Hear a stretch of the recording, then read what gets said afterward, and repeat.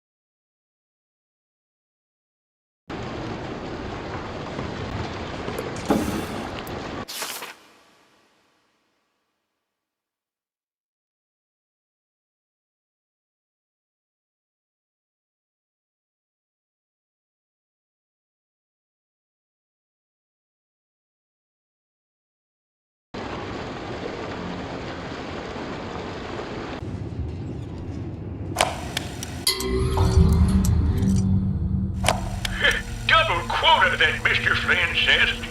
Double. I haven't even pulled a full day's work in that old toy assembly line in some 4 years. And I don't intend on starting now.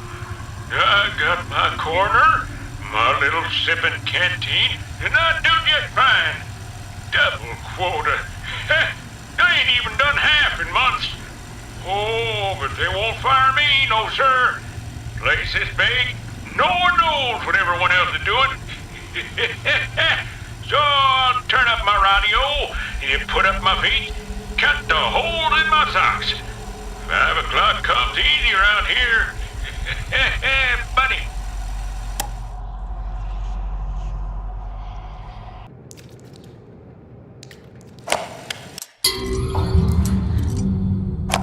Yeah, so those Gen Corporation boys are kind of strange. Every time I come back to work, they put in even more of their pointless gadgets. Last week, they built some kind of, I don't know, electrical towers over near Animation Alley. This week, they added security codes for opening doors. Jeez, what kind of work do they think we do here anyways? Last I checked, we make toys and silly cartoons. This ain't Fort Knox, you know what I mean? Now, it's my job to look over these shipping invoices and remember a bunch of random numbers? Yeah, no freaking thank you! I'm just gonna record the door code here so I don't forget it. Alright.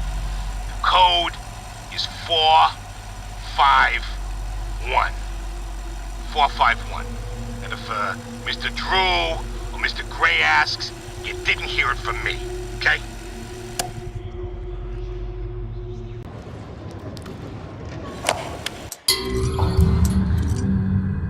It seems that Archgate Studios, in all its misplaced admiration, was so eager to absorb the life's work of that crooked charlatan Joey Drew, they didn't fully realize what they had acquired. Call it fate that I just happened to be there on the loading dock that morning. When the delivery boys dropped one of the crates, it smashed open, and inside there was something truly special. A mass of yellow steel and beautiful rivets. Some kind of machine. No one knew what it was, so the fools put it on display for all to see. But I could tell that this crude device held secrets. Secrets that could be mine.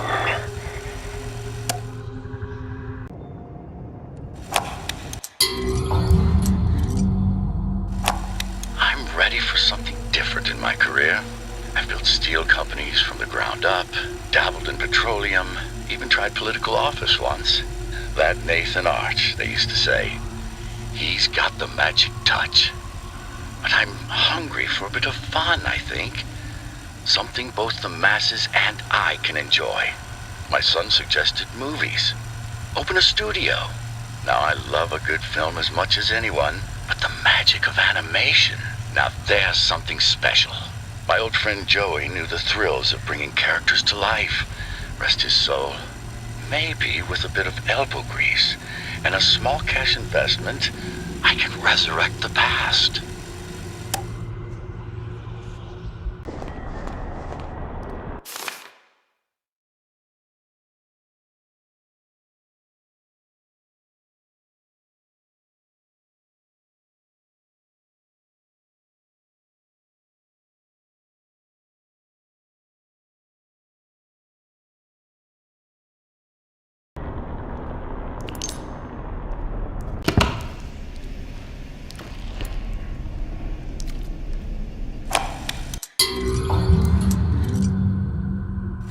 At the end of every crumbling empire, you gotta hide the treasures.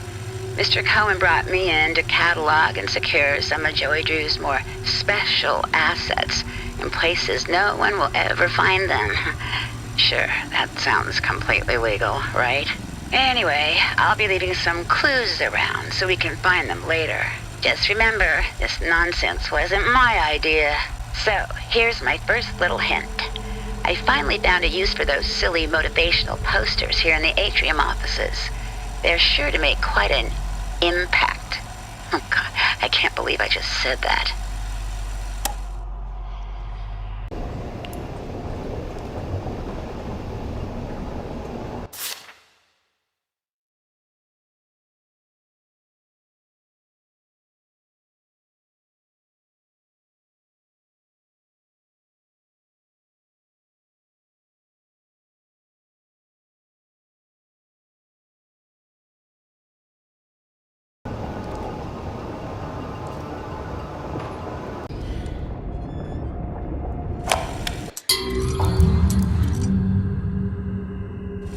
Well, we hit rock bottom.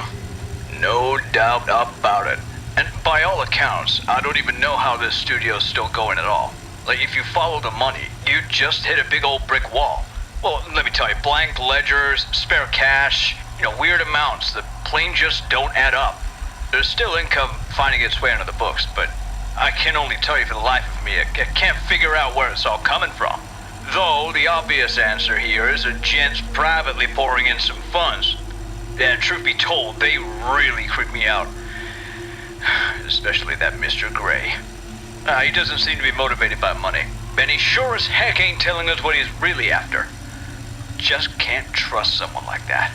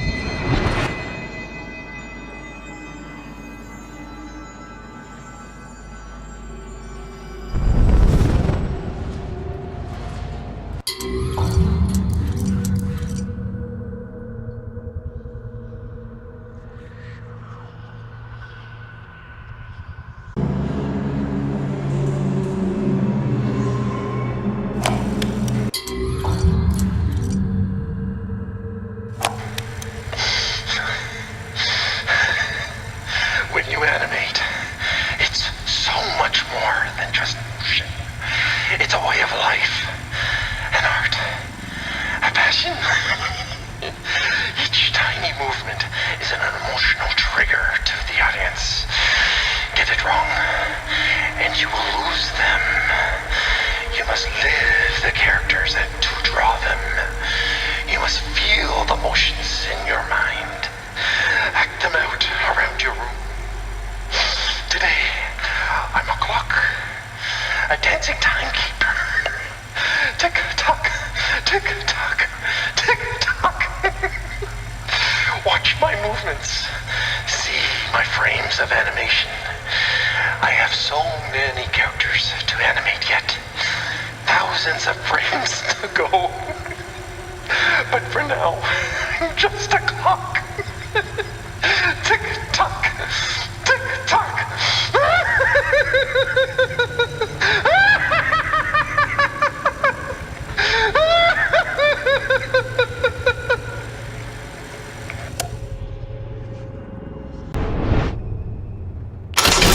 Brought to you by Jam.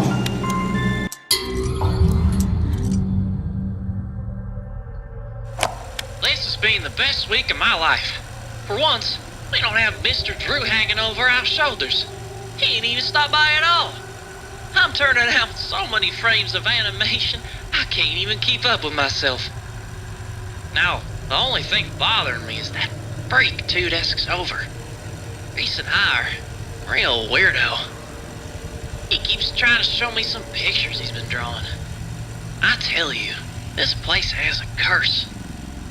It's not one thing stopping you from getting things done. It's another.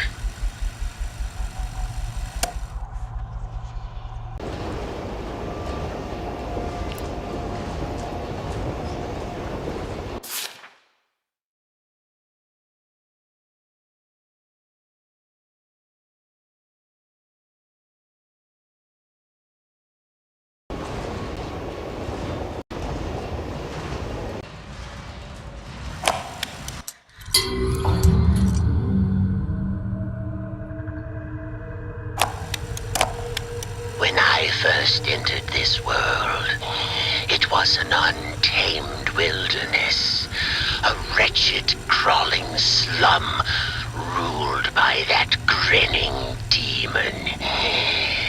From chaos I brought order, from order I brought peace. Once you cut the head from the snake bleeds out quietly onto the ground.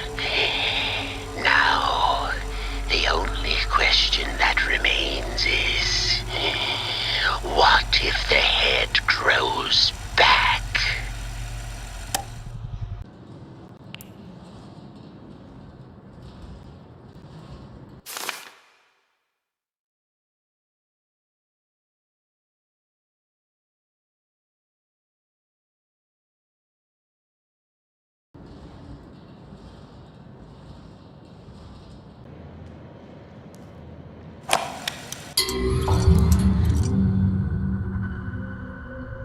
Good things always come in threes, they say. Bendy, Alice, and Boris. It just works. So when I showed my coworkers my design for a new 4th member of the Butcher Gang, you could almost hear the disgust at the lunch table. A ghost girl, they said? No one's gonna get it. They just laughed at my drawings, crumpled them up like trash. But I'll get Mr. Drew on my side. He'll understand. He's got to. Carly will join the Butcher Gang, and she'll be beloved by all. One way or another, I'll bring Carly to life.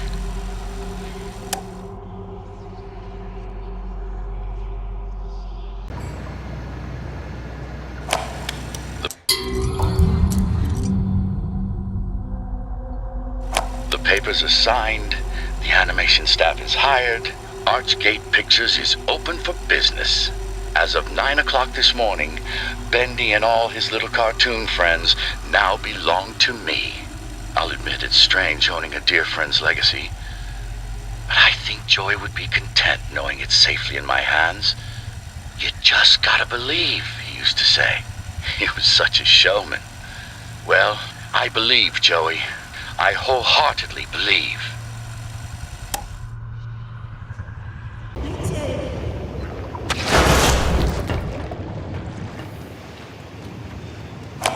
What?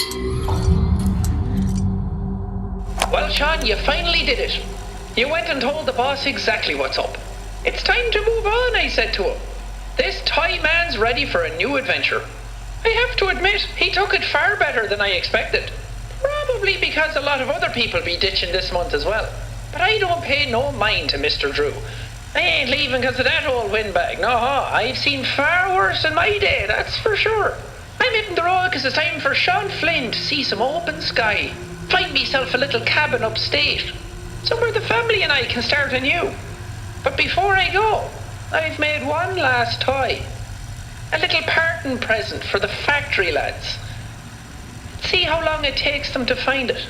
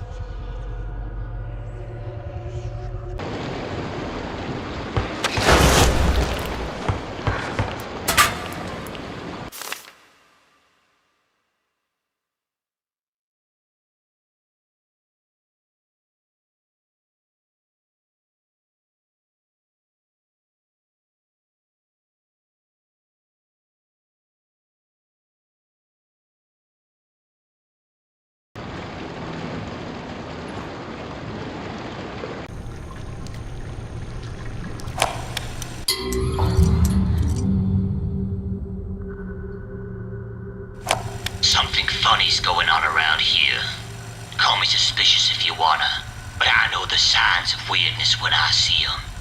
Don't get me wrong, we've always had visitors around the studio, but lately, we're just getting one kind of visitor in particular. Gent Corporation employees. Tons of them. They're working in the hallways, ripping up the floors, taking the best toilets. You can't even get near the Little Devil Lounge these days. It's starting to feel less like an animation studio around here, and more like some crazy scientist's laboratory. It's just plain weirdness.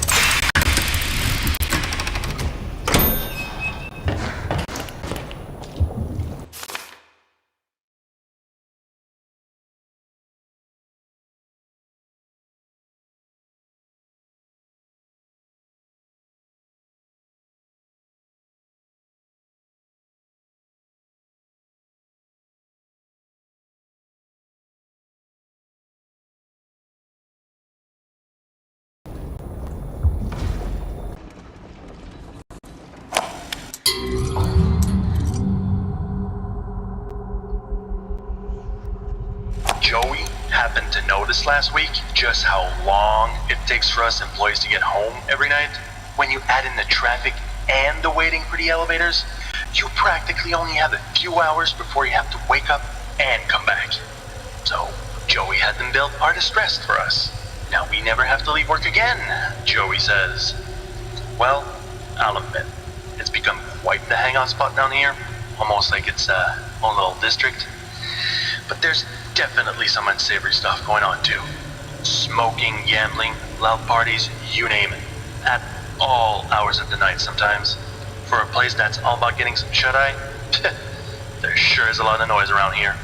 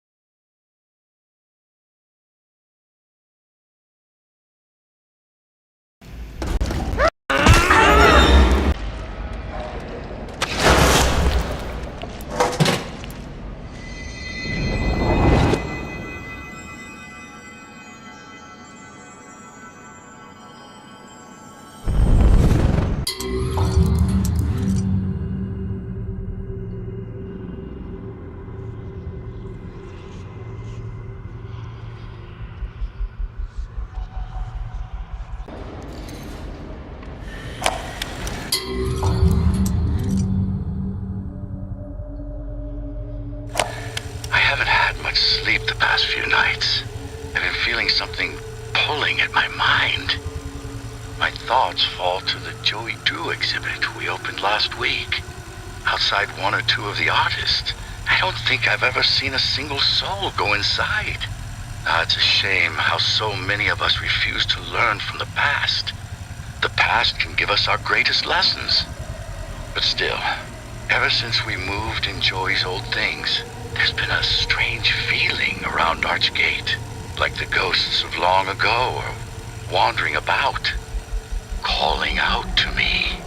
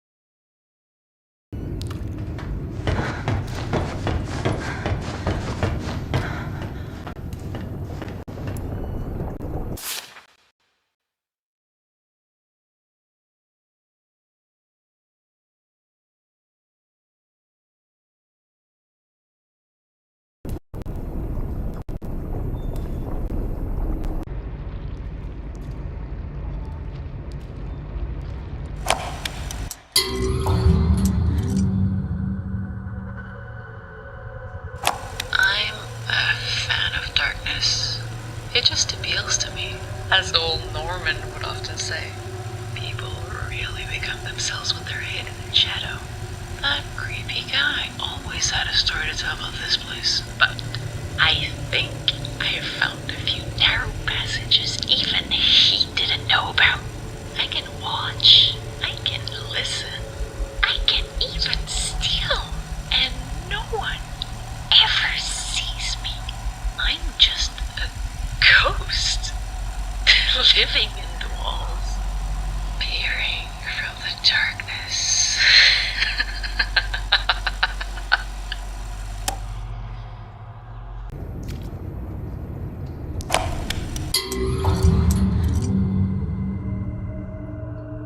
You gotta follow your inspirations when you're a musician. Stick to what you know works. But when they built the new studio buildings, they all but filled in my office down in the old sewers. Turns out, I've gotten so accustomed to working in those disgusting conditions that now if my office doesn't stink, the lyrics I write do. So when Jen started digging their massive utility shaft between their place and ours, I knew it'd be just the right spot for me to move in. Now I've got a song in my heart and a creative stench up my nose.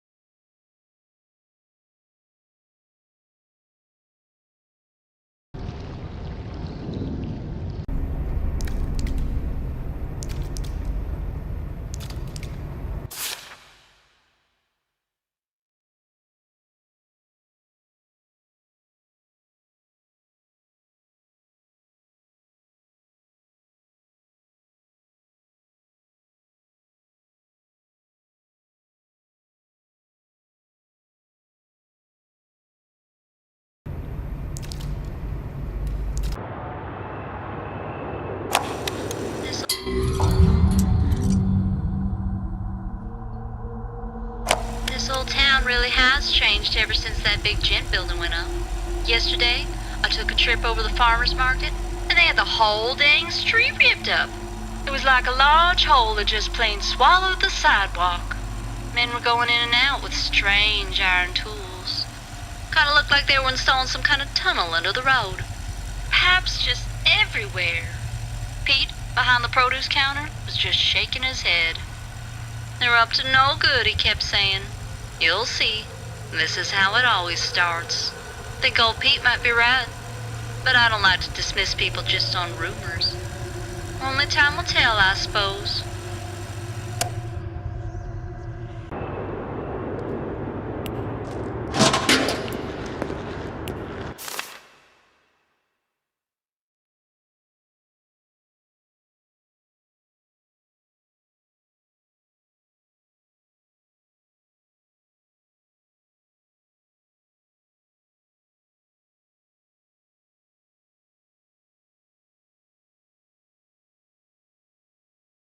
Looks like we found a clue.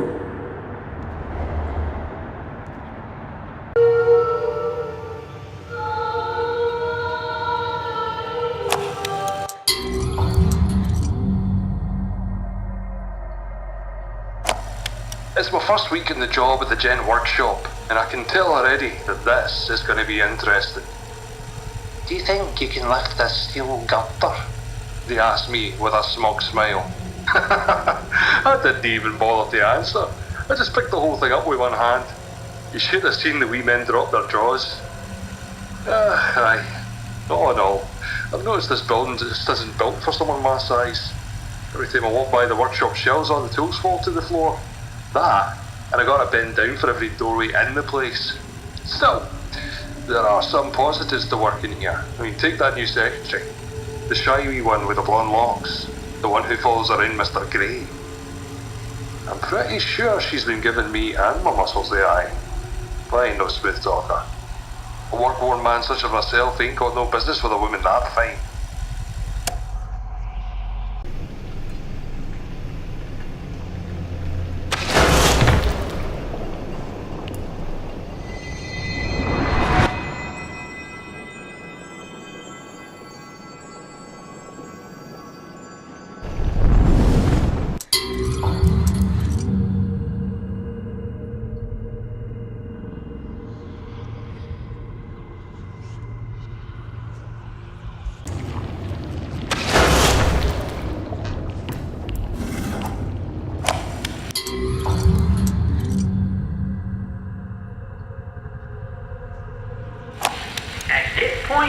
I don't get what Joey's plan is for this company. The animations sure aren't being finished on time anymore, and I certainly don't see why we need this machine. It's noisy, it's messy, and who needs that much ink anyway? Also, get this. Joey had each one of us donate something from our workstation. We put them on these little pedestals in the break room to help appease the gods, Joey says. Keep things going. I think he's lost his mind, but hey, he writes the checks. But I tell you what, if one more of these pipes burst, I'm out of here.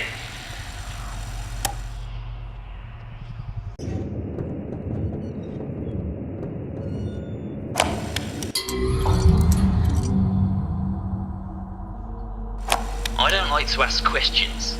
I believe everyone's got their own business. You hear something, you leave it alone. But when you spent as much time in and out of a jug as I have, you learn to keep your mouth shut about things, you know? So when I saw this here ad in the newspaper that reads, Gent Corporation looking for research subjects pays $3.50 a week, I figured it'd be good for me. Easy money, right? With my record, you can't afford to be picky. But it turns out something really wrong is going on in this place. I mean, I've seen dead people before, but here, death is like a way of life. A clockwork march. They wheel out the bodies and they disappear down the chute. Forgotten men from the street, paid to die. $3.50 a week.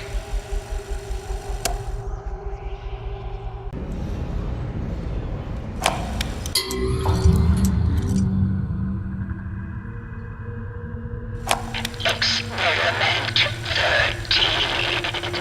The ink demon is successfully sedated for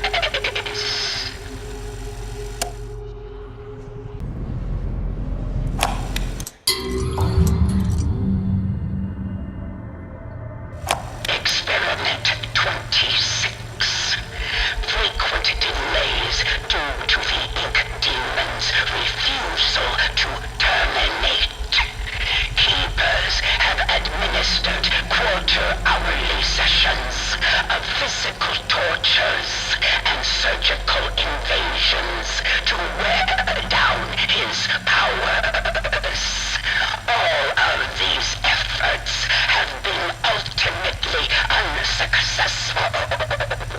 A new method of control must be devised. Termination impossible.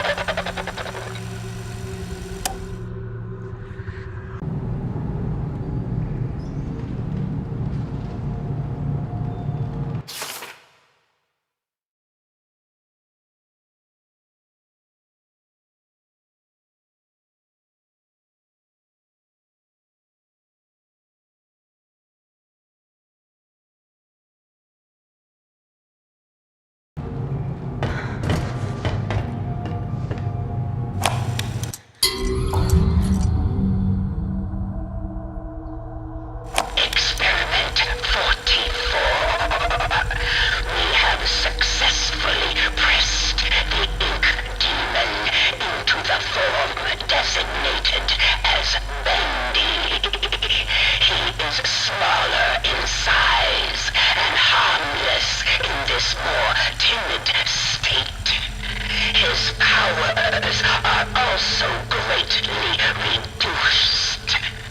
Using lengths of steel wire to cut into the side of his body, he now registers emotional responses. There were tears of ink documented, screams of pain. It was delightful to see such progress. The ink demon will remain in this small form indefinitely.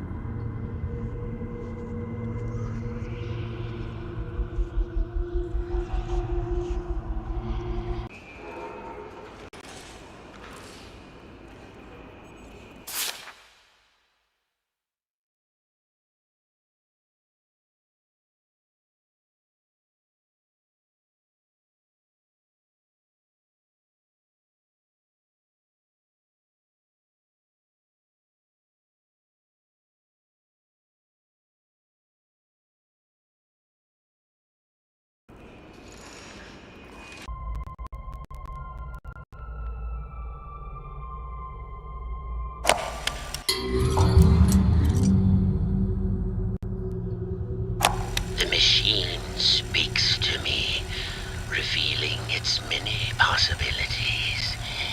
What I can accomplish using its power is beyond any measure. Life and death can become a thing of the past.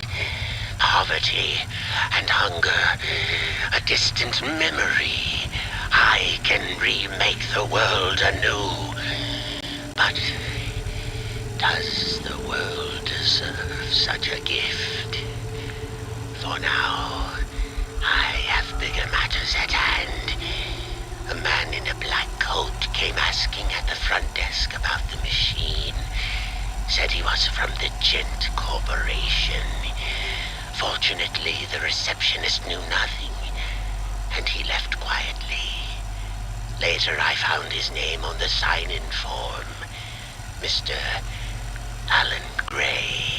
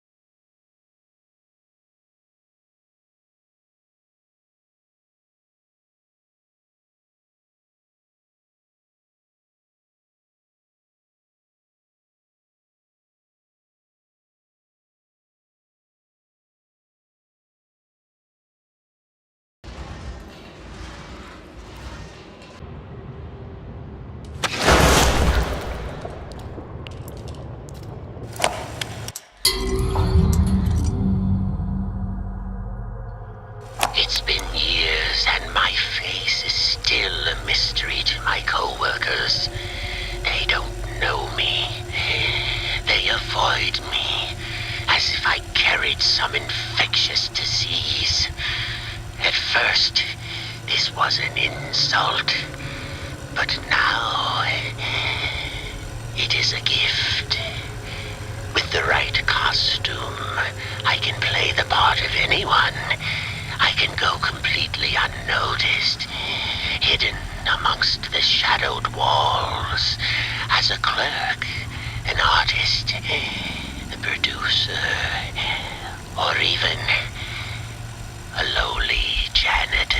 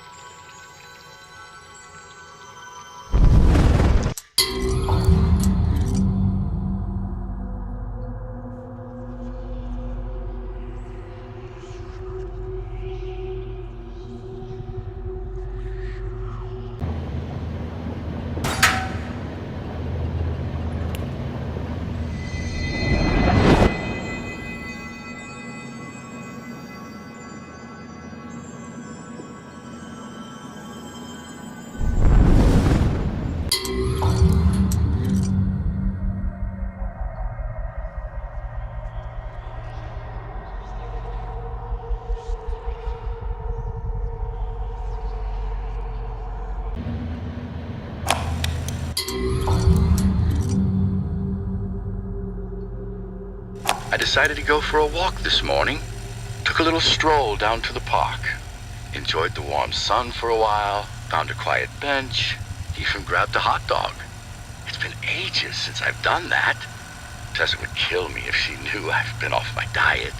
When I got back to the office, I stopped by the animation department and said hello to the troops. My gosh, they're getting younger every day. Either that or I'm just getting older. It all made me realize time is moving on.